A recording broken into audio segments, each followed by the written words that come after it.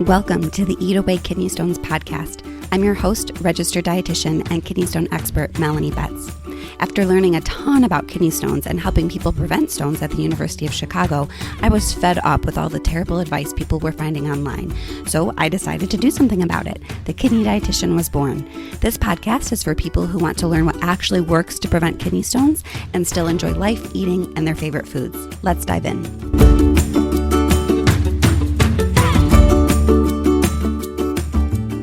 Welcome to the 32nd episode of the Eat Away Kidney Stones podcast. I'm your host, registered dietitian and kidney stone expert, Melanie Betts. And today we have yet another fantastic listener question from Michael. He is interested in some specific supplements and their impact on kidney stones. So let's listen in. Hi, Melanie. So my question will be on supplementation. I read that vitamin D might not be the best choice for kidney stone sensibility, which is a shame because, I live in Canada where the sun is not quite here in the winter. So, yeah. And I read that omega-3s and magnesium might not be good. So, I wonder if you can elaborate a blueprint on what supplementation is okay and what is to avoid. And if you can add on creatine too, because when you read online about creatine, there's a lot of stuff about how it affects the kidney and the liver. So I wonder if you can elaborate on that. Thank you, Michael, for that wonderful question. This is a big one. So I'm just going to kind of give a high-level overview of my thoughts on vitamin D, omega-3 supplements, magnesium, and creatine for kidney stone formers, and maybe point you to some other resources that might be helpful, because I could probably talk for hours on each of these things. So for the sake of all of our ears and not making this podcast 75 hours long, we are just going to kind of go high level. So talking first about vitamin D, and this is a question that I get quite often from people because vitamin D supplementation is very common, especially, I live in Chicago, as many of you know, and there's not a ton of sun here, and there's, tons of research with COVID that came out, and even, for every healthcare or health condition, I feel like there's some data that shows that vitamin D is good for it. And so the point is, vitamin D supplementation is really very common. However, there is data to show that very large vitamin D supplements can be problematic for people with kidney stones, especially when it's taken in conjunction with calcium supplements. The concern with vitamin D in stones is essentially that vitamin D, one of its roles is it helps our bodies absorb calcium, which is wonderful. Certainly our bodies need calcium. But when we're taking these super mega doses, especially for a really long period of time, potentially that vitamin D could sort of cause this overabsorption of calcium, resulting in higher urine calcium, which, as we know, is definitely the biggest driver of kidney stones for most people. So I think vitamin D is tricky. There's not a black and white answer here. I think that vitamin D supplementation is not off the table just because you have kidney stones or even just because you have high urine calcium. I think if you have shown that you have low vitamin D levels, then I think it certainly makes sense to take a reasonable supplement. So when I say reasonable, I'd say 1,000 or 2,000 international units of vitamin D per day. If it's super, super low, a lot of times people will put you on these mega doses, like I said, so maybe like 50,000 IUs or international units of vitamin D per week. And I even think that could be okay even if you have kidney stones. But the problem is a lot of times people are put on some sort of supplement regimen for vitamin D, whether it be that 50,000 IUs per week or the lower 1,000 or 2,000 IUs per day. And then there's no follow-up, right? So you had low vitamin D once, and then you're put on this supplementation regimen indefinitely, honestly, because no one follows up and sees if you still need to be on that regimen, especially if it's that really, really high dose. So I think the bottom line is if you have low vitamin D, take your doctor's recommendation. Obviously, express your concerns. Remind them that you have kidney stones and that it's likely due to high urine calcium. As hopefully you have a 24-hour urine test so you can show that it was high urine calcium. And just say okay, we're going to do this supplementation and then follow up in a couple of months. A lot of times, especially for those of us that live in colder areas where there's not a lot of sun, and certainly your skin isn't exposed to the little bit of sun that you do get between the months of, October to May, honestly, in Chicago. We're not going to be getting a lot of vitamin D from the sun during those months. So a lot of times people need supplementation maybe during the winter months, but not during the summer. I think the key with all supplements is this something that you really need, and really being mindful about the dose. So, more of a good thing is not always better. And same is true with vitamin D. So again, I really only get concerned with vitamin D when we're taking these super mega doses for a really long period of time, especially if it's taken in conjunction or at the same time with calcium supplements. So again, vitamin D, not necessarily off the table, but is something to be mindful of, especially if you have that high urine calcium. All right. So moving on to omega-3 supplements. This is a good one. I think this is a good question. There's a little bit of research in omega-3s and kidney stones, and I'll do my best to kind of explain why this is associated, or why we're even talking about omega-3 supplements for kidney stones. So just for some quick background, omega-3s supplements are omega-3 fatty acids, and omega-3 fatty acids are known as the quote good fat. They're primarily the types of fatty acids that are found in fish oil. We hear people taking fish oil supplements, or you hear that fish is good for your heart, and this is why, because fish is a great source of omega-3 fatty acids. Omega-3 fatty acids, like I said, tend to be good for heart health in general. They tend to lower your triglycerides and reduce your risk of atherosclerosis, which ultimately can reduce your risk of heart disease and stroke. And I do think there's good data. I'm not a huge supplement fan. I rarely recommend supplements, but I do think that there's space, especially if you don't eat fish or don't like fish or whatever. I do think that the data behind omega-3 fatty acids is really good. So what do omega-3 fatty acids have to do with kidney stones? And it ultimately comes down to calcium and oxalate excretion, specifically oxalate. The data behind oxalate is the most strong. But to be fair, the data is still pretty weak. So how in the world does this work? How do fatty acids, which don't have oxalate in them, or calcium in them for that matter, how does that impact how much oxalate ends up in your urine? And it basically has to do with this cascade of how fatty acids in our bodies get transformed to all sorts of different things that results in this really, really long, complicated reaction of creating all these other things. And so there's omega-6 fatty acids, which generally are seen as less healthful than omega-3s. And omega-6 can increase something called prostaglandin E2. And this prostaglandin E2 impacts how much calcium and oxalate gets excreted in your urine. Omega-3 competes with the binding site in these cascades of things that happen in our bodies with omega-6. And so basically that results in less of this omega-6 getting transformed into, or not transformed, but ultimately less of this prostaglandin E2 getting produced. So bottom line is that when you consume more omega-3s, in theory, this results in less prostaglandin E2 production, which results in lower calcium and oxalate excretion in your urine, which can be a really good thing. So this is all very, super sciencey and super nerdy. How does this actually translate to real life and real people? And there is actually some very small studies that have shown that it does actually do some good stuff. So it was a while ago. So one study in 2011 was only 15 people found that when they took a fish oil supplement for 30 days. And this fish oil supplement specifically had 900 milligrams of EPA and 600 milligrams of DHA. EPA and DHA are specific types of omega-3 fatty acids. They found that they had a lower calcium oxalate supersaturation in their urine by 23%. So that's pretty significant. And primarily this lower calcium oxalate supersaturation was due to lower oxalate excretion. So I do think that there is some room for omega-3 fatty acid supplementation for people who have high urine oxalate specifically, that we just cannot get down with getting in enough calcium and getting too far down the rabbit hole of a low oxalate diet. Again, this isn't something that I recommend very often, but I have in the past recommended omega-3 fatty acids, again, just for people who have very stubborn high urine oxalate, because the data is most strong to show that omega-3 supplements can lower urine oxalate levels.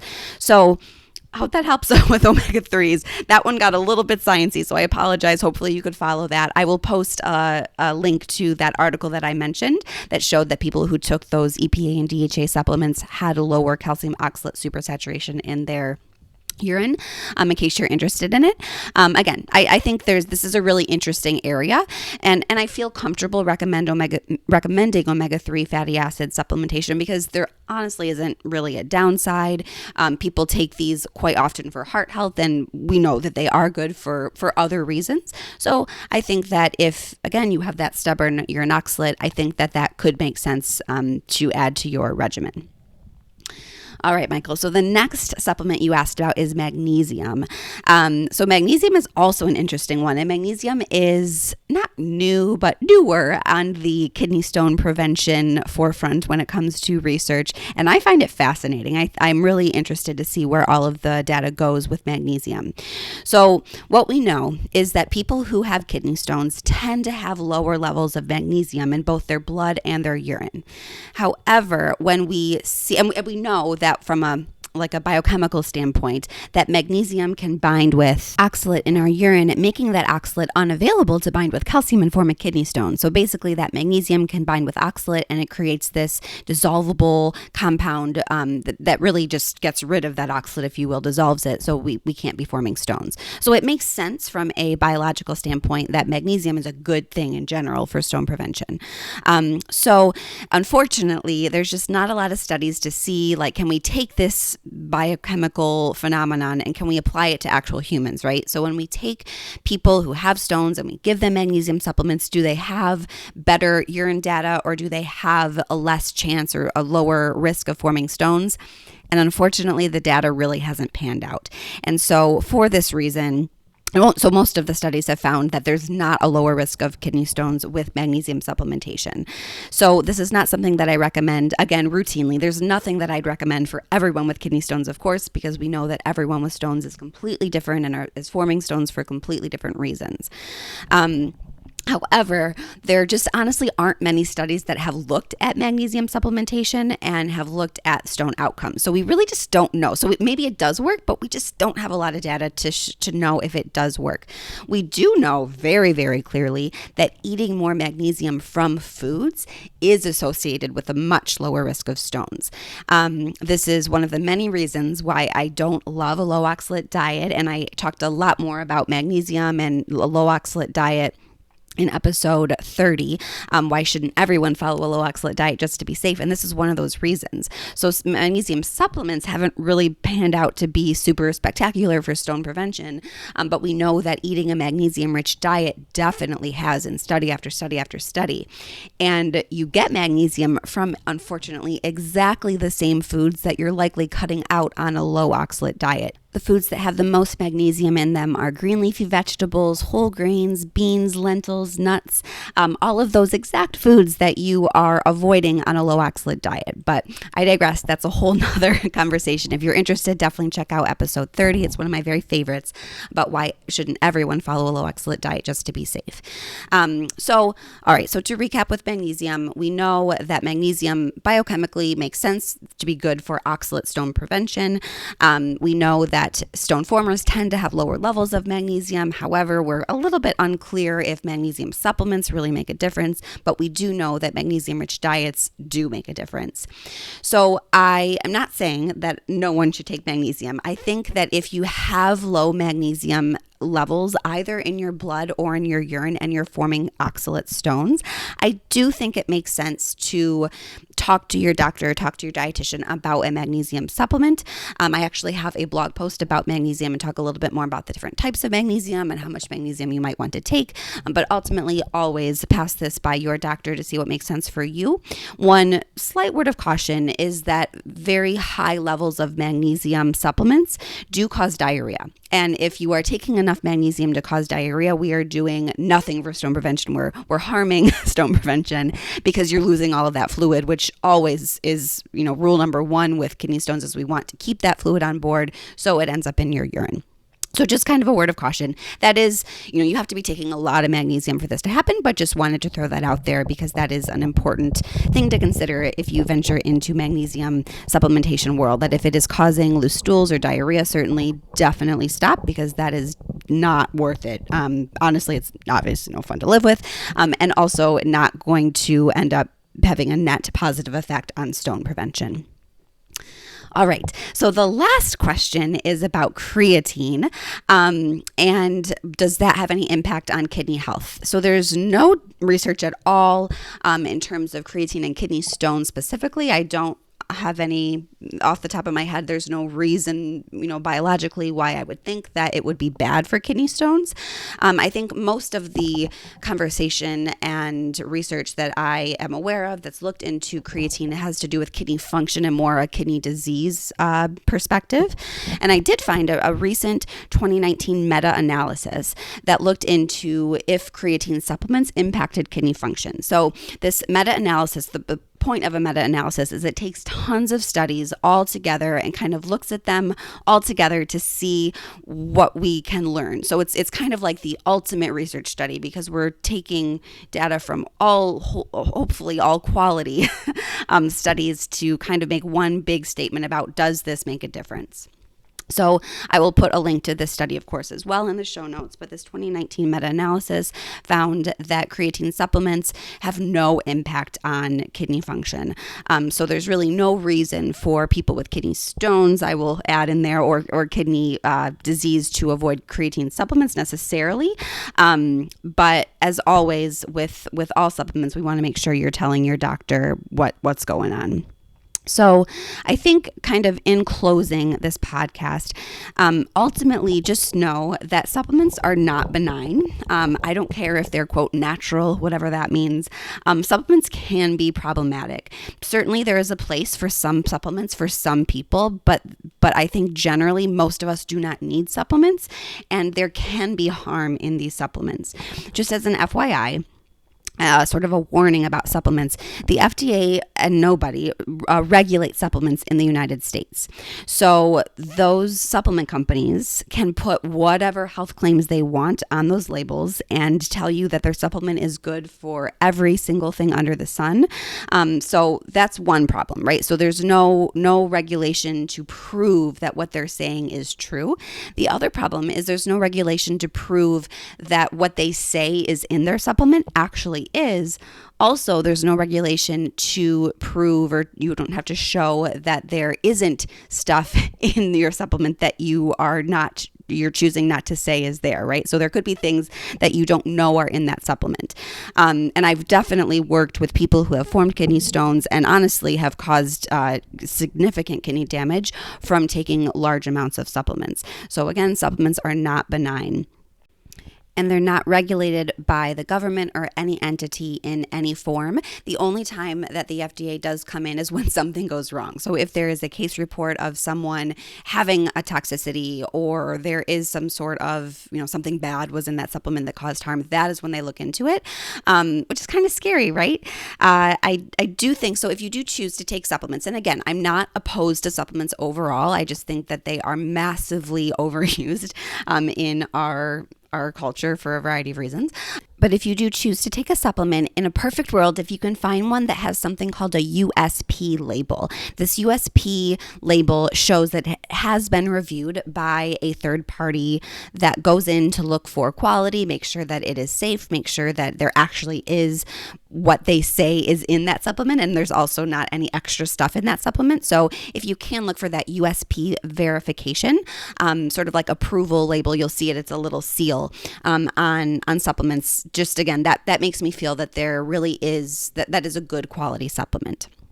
Ultimately, of course, especially you've hopefully learned in this episode that supplements are not benign. Always, always, always let your doctor and dietitian know about what supplements you're taking, especially when you're a kidney patient. There's just a potential for very large amounts of things. And when you have kidney stones or have kidney disease, your kidney maybe isn't able to handle these very large amounts of whatever it is you're taking, as well as someone who is not a kidney patient, right? So it's certainly important for everyone to tell their doctor or healthcare provider about what supplements they're taking, but especially if you are a kidney patient. All right, Michael. That was a very quick overview of some very big questions, but hopefully that was helpful. If you have a question that you would like to be answered on the Eat Away Kidney Stone podcast, I would love to hear from you. There is a link below in the show notes to submit your question. I love to hear from you. I love to get questions. I know that makes this podcast really helpful to you because I'm answering your questions. So please don't hesitate to submit a question for a chance to get answered on the podcast. And with that, I will close this episode and I hope to see you next week. Thank you for listening to today's episode. For more help with kidney stones, check out my website, www.thekidneydietitian.org. For more personalized help from me, check out my online course, Kidney Stone Nutrition School. VIP enrollment includes help directly from me. I can't wait to see you there and help you prevent kidney stones. Have a great day.